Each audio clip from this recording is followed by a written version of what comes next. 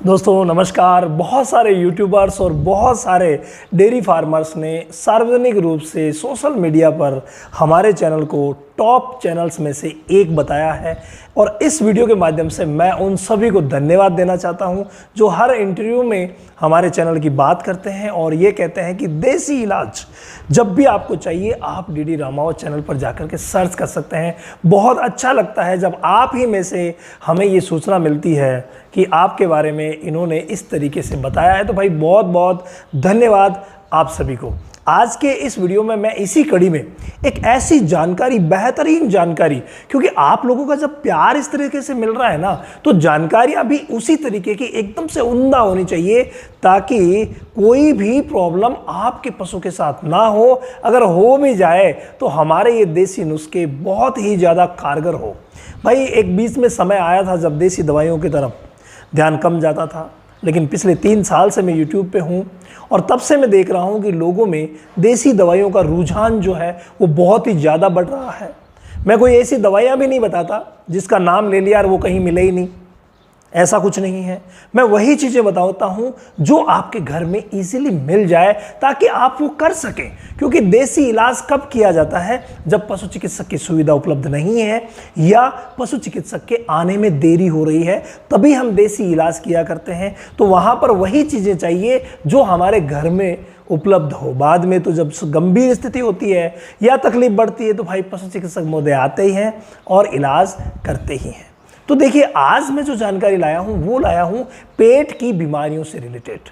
भाई जब भी हम भोजन में बदलाव करते हैं या मौसम में बदलाव होता है, भोजन में ना करो, खान पान चारा दाना ना बदलो, तो क्या हुआ, मौसम में जब भी बदलाव होता है तो पेट संबंधी समस्याएं बहुत ही ज़्यादा होती है। और आजकल फील्ड में से बहुत ज़्यादा शिकायत कभी दस्त की, कभी कब्ज की, कभी आफरे की, कभी इंडाइजेशन की, कभी एसिडोसिस, कभी अल्कलोसिस। भाई ये है क्या, पेट संबंधी समस्याएं बहुत ही ज़्यादा आ रही है। तो आज के इस वीडियो में मैं जो आपको समाधान देने वाला हूं वो बहुत ही बेहतरीन होगा और मात्र 4 दिन में आपके पशु की हर प्रकार की समस्याओं का समाधान ये हमारा फॉर्मूला कर सकता है। तो चलिए चलते हैं पैनल पर और देखते हैं विस्तार से इस फॉर्मूले को। तो भाई अगर हम हाजमे की बात करें, हम पेट को स्ट्रॉन्ग करने की, रूमन को स्ट्रॉन्ग करने की बात करें और उस बात करने से पहले अगर हम काली जीरी की बात ना करें, ऐसा नहीं हो सकता। क्योंकि बात जब देसी की चलती है तो मैं पूरा देसी हो जाता हूं और आपको देसी ही डिवॉर्मिंग करने की सलाह दूंगा। और वो जो डिवॉर्मिंग है वो है फ्रेंड काली जीरी। यानी आप काली जीरी से पहले डिवॉर्मिंग करवा दीजिए। कैसे करवानी है भाई, जो बड़ी गाय भैंस है उसको 100 ग्राम काली जीरी एट ए टाइम में एक ही दिन में आप दे दीजिए, गुड़ में या कैसे भी। तो उससे क्या होगा, पेट के कीड़े कंप्लीटली मर जाएंगे। उसके बाद 15-20 दिन बाद इसको एक बार फिर से रिपीट किया जा सकता है। मात्र 2 बार इसको देना होता है। लेकिन हमारा जो फॉर्मूला है, हमारा जो चूर्ण है जो मैं आज आपको बनाना बताऊंगा, उसके लिए आप एक ही बार 100 ग्राम दे दीजिए, बात को समाप्त कीजिए। उसके बाद आपको काली जीरी या कोई भी डिवॉर्मर नहीं देना है, ये विशेष। इसके बाद हम अगर चूर्ण पे आते हैं, देखिए हमेशा अगर डिवॉर्मिंग की बात करें तो हमेशा देसी दवाओं से डिवॉर्मिंग अच्छी नहीं रहती। हालांकि मैंने इस पर वीडियो बनाया है, फिर भी आप निवेदन करेंगे तो एक डिटेल वीडियो और लेके आऊंगा कि किस तरीके से हम डिवॉर्मिंग को देसी और एलोपैथी में मिक्सअप कर सकते हैं। वो बात हम अलग जगह करेंगे। लेकिन इस चूर्ण में आपको क्या क्या लेना है, पहले दिन ये दे दिया, उसके बाद दूसरे दिन से वो चूर्ण शुरू करना है, या पहले दिन सुबह ये दे दिया तो शाम से ये चूर्ण शुरू कर देना है। चूर्ण में भी 5 चीजें हैं। अभी आप पैनल पर सिर्फ 3 ही देख पा रहे हैं, क्योंकि 2 जो चीजें हैं उनको हम गर्मी और सर्दी, ग्याबिन और बिना ग्याबिन के हिसाब से हम अलग अलग करते हैं, तो उनको मैं आगे लूंगा। पहले मैं ले लेता हूं मेथी। जी हाँ, ये है मेथी दाना जो आपको साफ दिख रहा है। मेथी दाना जो है वो इस फॉर्मूले को बनाने के लिए हमें कम से कम चाहिए 250 ग्राम। मेथी दाना कितना चाहिए भाई, हमें मेथी दाना चाहिए 250 ग्राम। 250 ग्राम हमें मेथी दाना चाहिए।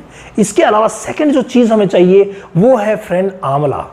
आंवला आपको सूखा आंवला लेके आना है। नज़दीक में जो भी किराना स्टोर है वहाँ पर मिल जाएगा इजीली। मैंने कहा ना, वही चीज़ें जो आपके घर में इजीली मिल जाए, आस पड़ोस में इजीली मिल जाए। तो सेकंड जो है वो है आंवला।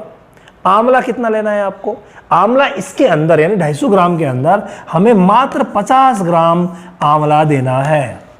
और इस 50 ग्राम आंवले के साथ ही हमें मात्र 50 ग्राम लेना है काला नमक। जी हाँ, इन तीनों चीज़ों को आप नोट कर लीजिए। ये जो चूर्ण बनेगा 250 ग्राम मेथी, लेकिन मेथी को कैसे देना है ये सुनिए। मेथी को आपको देना है गर्म करके, यानी पहले इसको हल्का सा रोस्टेड करना है, पकाना है। मतलब हल्का सा मेथी को आप पकाइए, जब ये थोड़ी सी डार्क कलर में होने लग जाए तो उस समय आप तवे से नीचे उतार दीजिए और इसको पीस करके कूट करके पाउडर बना लीजिए 250 ग्राम का। इधर आंवला जो है 50 ग्राम का पाउडर बना लीजिए। काला नमक अगर बड़े पार्टिकल में है तो इसको भी आप पीस करके और पाउडर बना लीजिए। इन तीनों पाउडर को डिब्बे में इस तरीके से मिलाइए कि ये सारे के सारे एक जीव हो जाए, मतलब मिक्सअप हो जाए। जहां तक हो डिब्बा जो है वो प्लास्टिक का नहीं होना चाहिए। आप कोई भी स्टील या कोई भी धातु का आप डिब्बा ले लीजिए, वो अच्छा वर्क करता है। कांच का ले लीजिए चाहे, तो उसमें आपने जो भी बर्नी जिसे बोलते हैं या कोई भी बर्तन आपने लिया, उसमें आपने अच्छी तरीके से तीनों को मिलाया और तीनों को हिला लिया। अब ये जो मात्रा है वो मात्रा है फ्रेंड 4 दिन की। आप इसे 3 से 4 दिन में अपने पशु को दे सकते हैं। रोज एक मात्रा दीजिए, चाहे तो आप दाना मिश्रण में मिला करके दे दीजिए, चाहे आप गुड़ में लड्डू बना करके खिला दीजिए, चाहे आप पानी में घोल करके पिला दीजिए। बस अपने पशु के पेट में पहुंचा दीजिए, फिर देखिए कमाल।